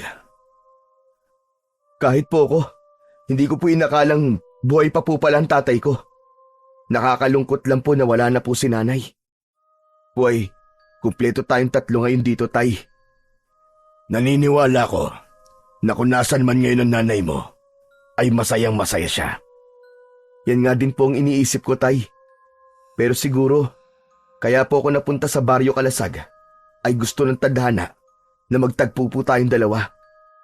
At kaya naman likas sa akin ang pakikipaglaban sa mga aswang, ay dahil isang manunugis ang ama ko. Bahagyang natigilan si Delphine sa huling sinabi ni Fidel. Bumaha ang kaba sa dibdib niya para sa kanyang anak. Fidel, ihinto na natin ang pagsasanay ko sa'yo. Ano? Bakit po, tay? Dahil ba nakita mong handa na akong humarap sa agaras? Hindi, anak. Dahil ayaw kong ilagay ang buhay mo sa panganib. Pero paano po ang Baryo Kalasag? Paano po sila kung hindi na po ako lalaban sa agaras? Huminga ng malalim si Delphine at seryosong tumingin kay Fidel. Ako na lang ang haharap sa agaras, sa mga aswang. Ngayon na lamang kung ikaw ang anak ko, hindi ko nahahayaan na makipaglaban ka pa sa agaras. Hindi, tay. Hindi niyo po pa pwedeng gawin yan. Ano pang silbi ng pagsasanay natin kung hindi ko rin pala magagamit? Matagal kang nawala sa akin, anak. At hindi ko hahayaang mawala ka ulit. Kung kailangan kong bumalik sa pagiging isang manunugis para protektahan ka, ay gagawin ko. Nakita ni Delphine sa mukha ng kanyang anak na nais nitong tumutol, ngunit hindi na lang ito nagsalita. Inakala ni Delphine na sang-ayon si Fidel sa kanyang desisyon, kaya kahit paano ay nakahinga na siya ng maluwag. Nang sumunod na araw ay maagang nagising si Delphine habang ang paligid ay napapalibutan ng makapal na hamog. Tahimik siyang lumabas ng kubo, hawak ang isang itak. Ang lamig ng umaga ay bumalot sa kanyang balat habang naglalakad siya patungo sa harapan ng kanyang kubo. Huminto si Delphine sa isang may kalakihang bato na tanda kung saan niya ibinaon ang mutya ng kidlat. Inalis niya ang bato at naghukay siya sa lupa gamit ang itak. Hindi nagtagal ay tumambad sa kanya ang telang pinagbalutan niya ng mutya. Nanginginig ang mga kamay na kinuha niya yon at binuksan. Napasinghap siya nang muli niyang nasilayan ang mutya ng kidlat. Matama niya yung tinitigan. Ilang taon na rin simula nang huli niyang ginamit ang mutya. Isang bahagi ng kanyang sarili ang nagtangkang itago ito magpakailanman upang hindi na siya muling bumalik sa pagiging isang manunugis. Maya-maya pa ay naramdaman ni Delphine ang presensya ni Fidel sa kanyang likuran. Ay, yan po ba ang mutya ng kidlat na sinasabi niyo? Tama ka, anak. Ito ang mutya na kidlat. Hindi ko inakala na darating ang panahon na muli ko itong gagamitin. Tumayo si Delphine at isinabit ang mutya sa kanyang leeg. Nang dumampi yun sa kanyang balat, ay agad niyang naramdaman ang paggapang ng isang hindi maipaliwanag na enerhiya sa kanyang buong katawan. Para bang may malamig at mainit na alon ng kuryente na dumaloy sa kanyang dugo. Muling nagising ang kapangyarihang matagal nang natutulog sa loob ni Delphine. Ay, talaga bang ayaw niyo akong lumaban sa mga agaras? Hindi agad sumagot si Delphine. Nilingon niya ang anak at nakita niya ang matibay na determinasyon sa mga mata nito. Alam niyang hindi basta-basta susuko si Fidel sa pagnanais na lumaban. Ayoko ng pag-usapan ng bagay na yan, anak. Ang tanging gusto ko lang ay ang maging ligtas ka. Hindi na siya naghintay ng sagot mula kay Fidel. Tumalikod siya at naglakad papunta sa likod ng kubo. Sa likod ng bahay ay hinayaan ni Delphine na patuloy na dumaloy ang lakas ng mutya sa kanyang katawan. Ipinikit niya ang kanyang mga mata at habang hawak ang mutya ay umusal siya ng dasal upang tuluyang manumbalik ang taglay na kapangyarihan ng mutya ng kidlat. Matapos ang maghapong pagsasanay, ay huminto na si Delphine upang magluto ng hapunan nila ni Fidel. Nang dumilim na, ay dumulog na sina Delphine at Fidel sa harap ng hapagkainan. Sa kabila ng pagod, ay pilit niyang ipinakita kay Fidel na maayos ang kanyang pakiramdam. Hindi nagtagal, ay biglang bumukas ang pinto ng kubo at humahangos na pumasok si Kapitan Rigor. Bakas sa mukha nito ang pagkabahala at takot. O Rigor, anong ginagawa mo rito? May nangyari ba? Umaatake ang agaras at mga aswang sa Baryo Kalasag. Agad na tumayo si Fidel na halatang handang sumabak sa laban. Mabilis nitong kinuha ang balaraw at ang buntot ng pagi mula sa tabi ng pinto. Ngunit mabilis na inagaw yon ni Delphine. Tay! Akin na mga yan! Kailangan ko lumaban! Ngunit hindi natinag si Delphine. Maigpit niyang hinawakan ang mga sandata at hindi nagpakita ng kahit na anong intensyon na ibalik yon kay Fidel. Napatingin naman si Kapitan Rigor sa kanya at doon nito napansin ang mutya ng kidlat na nakasabit sa leeg niya. Delphine, bakit mo suot ang mutya ng kidlat? Rigor, nagdesisyon akong bumalik sa pagiging manunugis. Ako na ang haharap sa agaras. Kung ganon, dalawa kayo ni Fidel na lalaban. Hindi, Rigor. Ako lang ang lalaban. Pero tay, hindi Fidel. Hindi kita hayaang mapahamak. Hindi mo kailangan lumaban. Ako ang haharap sa agaras. Kaya ko siyang tapusin dahil hawak ko ang mutya ng kidlat. Mariin ang boses ni Delphine at puno ng otoridad, habang bakas naman sa mukha ni Fidel ang matinding pagtutol. Hindi ka aalis sa kubong ito, Fidel. Nagkakaintindihan ba tayo? Opo, Tay. Matapos yon ay inaya na ni Delfin si Kapitan Rigor na magtungo sa Baryo Kalasag. Mabilis ang mga hakbang nila at nang malapit na sila sa paanan ng bundok ay narinig nila ang malayong sigaw mula sa baryo. Habang patuloy sa paglalakad si Delfin ay naramdaman niya ang malakas na pagkabog sa kanyang dibdib. Pero hindi yun dahil sa takot, kundi dahil sa pananabik. 20 taon na ang nakalipas mula noong huli niyang hinarap ang mga nilalang ng dilim. Matagal niyang itinanggi sa sarili ang pagiging isang manunugis. Ngunit ngayong hawak na niyang muli ang mutya ng kidlat, alam niyang hindi na siya maaaring umatras. Muli siyang lalaban at sa gabing ito, ipapakita niya sa Agaras at sa lahat ng mga aswang na nagkamali ang mga ito ng baryong Ginambala. Pagdating ni Delfin at Kapitan Rigor sa Baryo Kalasag, ay nakita nila ang ilang kalalakihan na nahihirapang labanan ng Agaras at ang mga aswang. Tumiim ang bagang ni Delfin nang makita ang Agaras. Malaki ang katawan nun na halos doble ng pangkaraniwang tao. Maitim ang balat ng Agaras at merong malalaking sungay sa ulo na bahagyang nakakurba. Ang matulis na mga kuko nito ay parang mga patalim na handang punitin ang laman ng kahit na sino magtatangkang humadlang dito. Rigor, ako nang bahala sa Agaras. Pagtuunan niyo ng pansin ang mga pangkaraniwang aswang. Dahil ang mga aswang na nandito ay nasa ilalim ng kapangyarihan ng Agaras.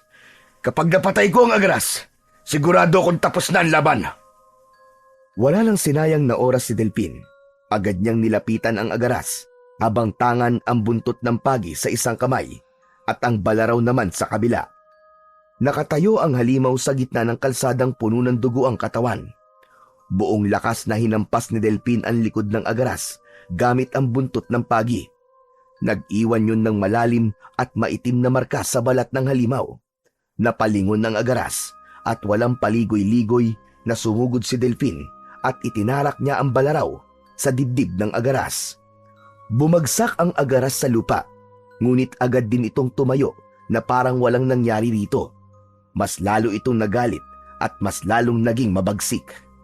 Sa isang iglap, sumugod ang Agaras gamit ang matutulis na mga kuko upang sunggaban si Delfin. Naiwasan naman yun ni Delfin, pero hindi niya naiwasan ang pangalawang pagkalmot nito na gumuhit sa kanyang braso. Napangiwi sa sakit si Delfin, ngunit hindi siya natinag. Sinubukan niyang umatake muli ng mas mabilis at pinuntirya niya ang leeg ng Agaras. Ngunit nagawang mahawakan ng Agaras ang kanyang braso at malakas siya nitong itinapon sa lupa.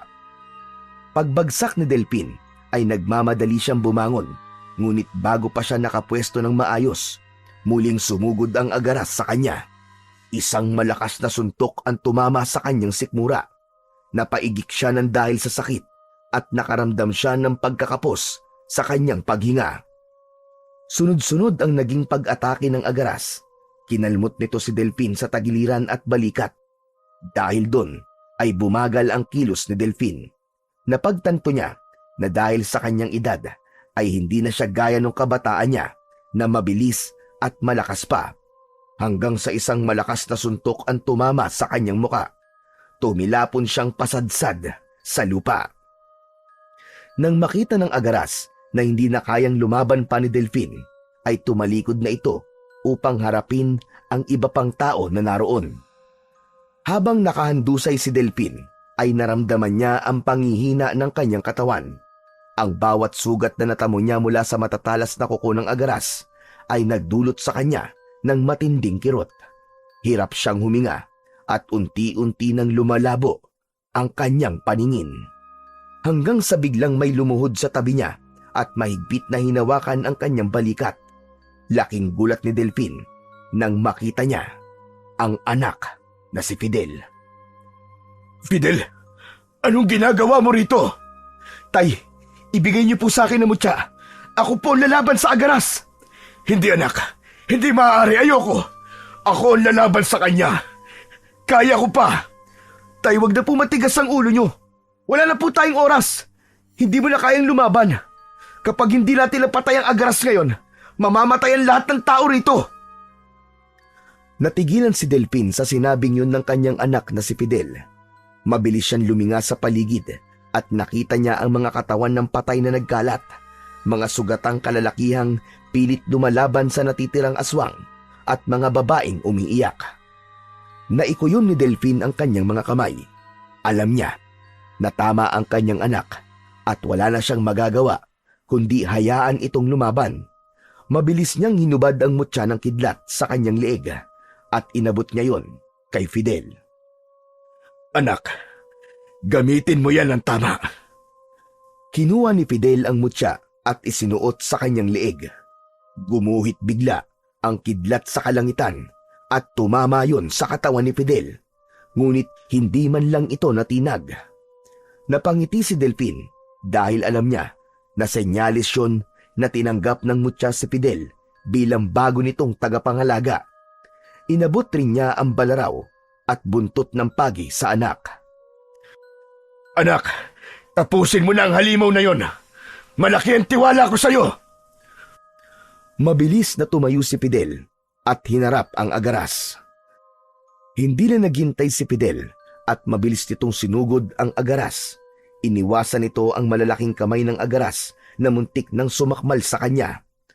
Nakahanap si Fidel ng pagkakataon at mabilis na hinampas nito ang buntot ng pagi sa tagiliran ng aswang. Gumapang ang matinding galit sa mukha ng Agaras at sa isang iglap, naglaho ito at bigla itong lumitaw sa likuran ni Fidel habang nakataas ang matutulis nitong mga kuko. Ngunit naging mabilis naman ang paggalaw ni Fidel.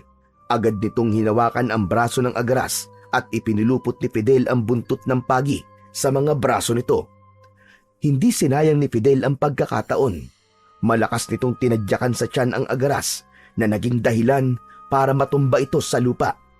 Winasak ng Agaras ang buntot ng pagi na nakaikot sa mga braso nito at nagpakawala ito ng nakakakilabot na pag-angil.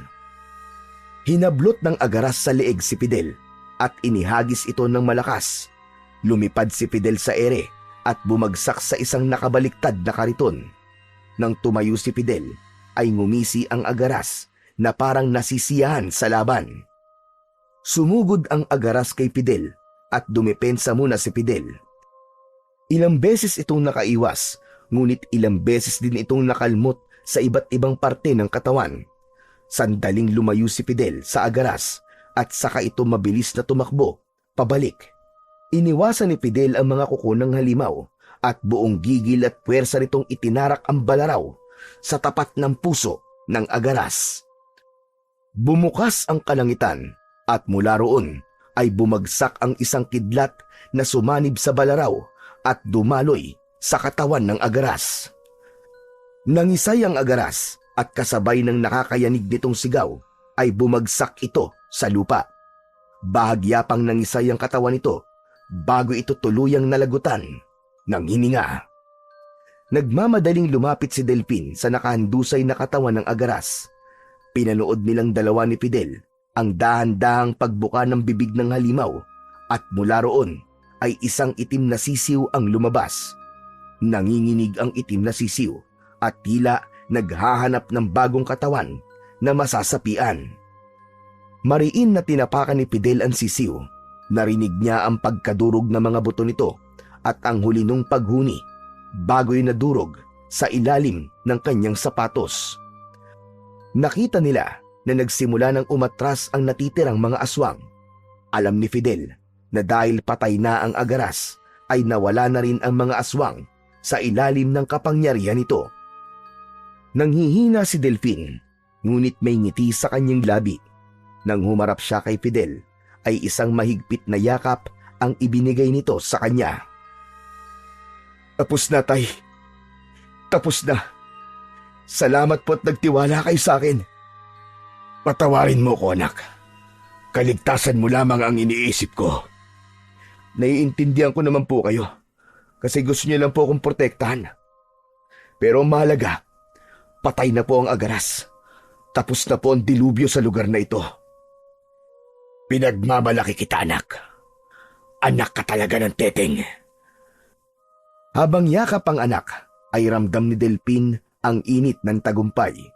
Napuno ng kasiyahan ng kanyang puso nang masaksiyan niya na marami sa mga taong naroon ang naiyak sa labis na kasiyahan dahil sa wakas ay tapos na ang kaguluhan sa kanilang baryo. Matapos ang lahat ng nangyari, ay nagdesisyon na sina Delphin na bumaba ng bundok at bumalik na sa dati nilang bahay sa baryo Kalasag.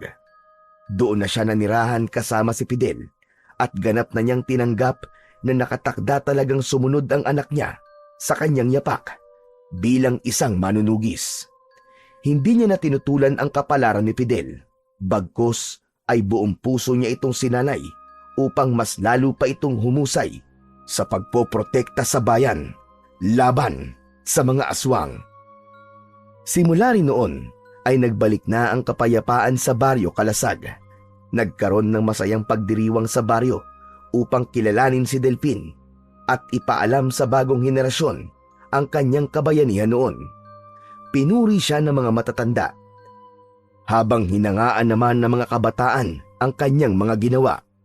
Dito natutunan ni Delphin ang isang mahalagang aral, na hindi sa lahat ng oras ay kaya niyang akuin ang lahat ng pasanin at may panahon talaga na kailangang ipasa ang tungkulin sa mga susunod na henerasyon. Napagtanto ni Delphin na hindi niya dapat ipagkait kay Fidel ang pagkakataon na gampanan ang tunay na nakatadhana rito, na maging isang magiting na manunugis at kinatatakutan ng mga aswang na tulad niya.